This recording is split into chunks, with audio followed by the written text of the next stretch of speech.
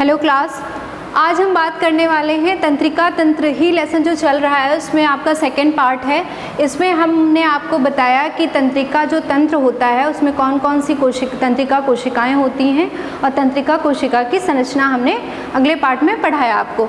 अब हम पढ़ने वाले हैं कि जो नर्व्स होती हैं या स्नायु नाड़ियाँ जो होती हैं वो कौन कौन सी होती हैं, ये हम बताने वाले हैं इस पार्ट में। स्नायु नाड़ियाँ जो होती हैं वो मुख्यतः दो प्रकार की होती है, ठीक है, यहाँ पे बताया भी हमने। एक होती है सेंसरी नर्व और दूसरी होती है मोटर नर्व। सेंसरी नर्व को हम संवेदी नाड़ियाँ भी कहते हैं हिंदी में। संवेदी नाड़ियाँ वो नाड़ियाँ होती हैं जो कि सुषुम्ना व मस्तिष्क के बाह्य सूचना को पहुंचाने के काम में आती हैं।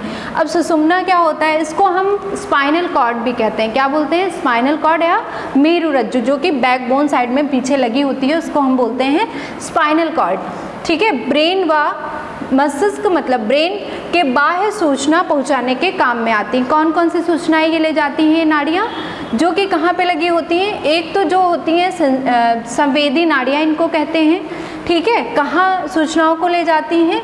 एक स्पाइनल कॉर्ड में ले जाती हैं और दूसरी कहाँ ले जाती हैं? ब्रेन में। तो ये कहाँ पे सूचना को पहुँचाने के काम में लाती हैं, मदद करती हैं संवेदी नाड़ियाँ? स्पाइनल कॉर्ड में और ब्रेन में। जैसे कि ये नाड़ियाँ क्या करती हैं, इनमें आप एग्जाम्पल के द्वारा भी समझ सकते हैं। जैसे कि क्या है, किसी के द्वारा चिकोटी काटी जाती है तो हमें कैसे आभास होता है, तो ये कौन सी नाड़ियाँ जो होती हैं जो हमें आभास कराती हैं, ये कौन सी नाड़ियाँ हैं? संवेदी नाड़ियाँ होती हैं। तो ये हमारे बाह्य अंगों पे ही अधिकतर पाई जाती हैं, बाहरी त्वचा पे पाई जाती हैं।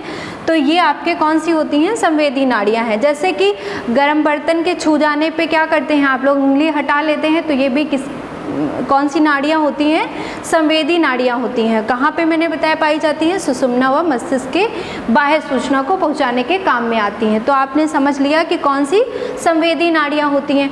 अब बात करते हैं प्रेरक नाड़ियों के बारे में। प्रेरक नाड़ियाँ जो होती हैं इनको हम दूसरे नाम से भी जानते हैं, इनको चालक नाड़ियाँ भी कहते हैं, मोटर नर्व्स के नाम से भी इनको जानते हैं, ठीक है। अब ये नाड़ियाँ क्या करती हैं? ये नाड़ियाँ संवेदी नाड़ियों के प्रतिकूल, जैसे ये काम करती हैं अनुकूल, और ये इनके अपोजिट होती हैं। ये किस तरह से काम करती हैं?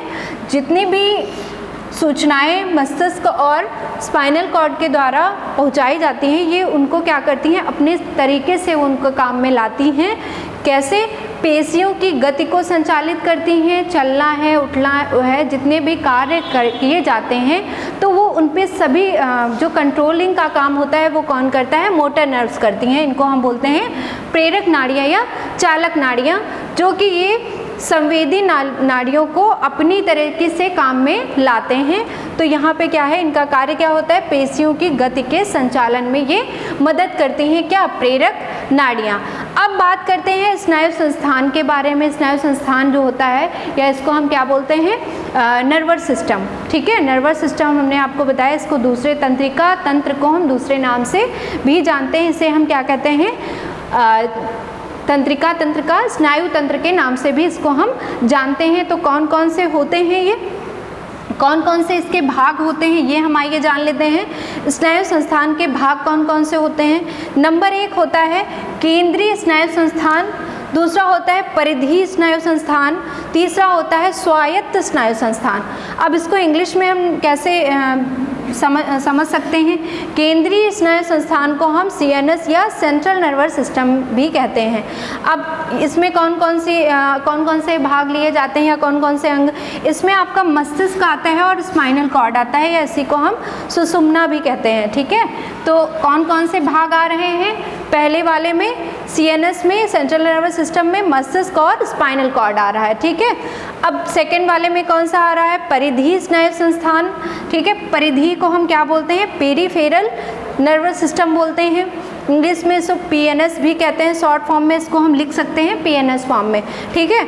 अब ये कौन कौन सी नाड़ियाँ, ये जो आपका मस्तिष्क और सुषुम्ना या जो आपका ब्रेन और स्पाइनल कॉर्ड होता है, वहाँ से जो जितनी भी नाड़ियाँ निकलती हैं वो उसको हम क्या बोलते हैं? परिधीय स्नायु संस्थान बोलते हैं। क्या होती हैं? मस्तिष्क व सुषुम्ना से निकलने वाली जितनी नाड़ियाँ होती हैं उनको हम क्या बोलते हैं? परिधीय स्नायु संस्थान के नाम से जानते हैं। अब अगला आता है स्वायत्त स्नायु संस्थान। क्या होता है? इसको हम बोलते हैं ऑटोनॉमस नर्वस सिस्टम या ANS के नाम से भी जानते हैं। अब ये क्या करती हैं? ये स्वेच्छा से कार्य करने वाली स्नायु नाड़ियाँ, अपने इच्छा के अनुसार ये नाड़ियाँ काम करती हैं। इन नाड़ियों पे मस्तिष्क का कोई नियंत्रण नहीं होता है, तो अर्थात ये नाड़ियाँ जो हैं अपनी इच्छा के अनुसार काम करती हैं, जिन्हें हम क्या कहते हैं? स्वायत्त स्नायु संस्थान कहते हैं। अब यहाँ पे हमने आपको बताया कि स्नायु संस्थान के कितने भाग होते हैं? 3 भाग होते हैं, CNS, PNS और ANS। हमने इसके आपको पूरा फुल फॉर्म भी बताया कि कौन से भाग जो हैं वो कौन से अंग को प्रभावित करते हैं। ठीक है, थैंक यू क्लास।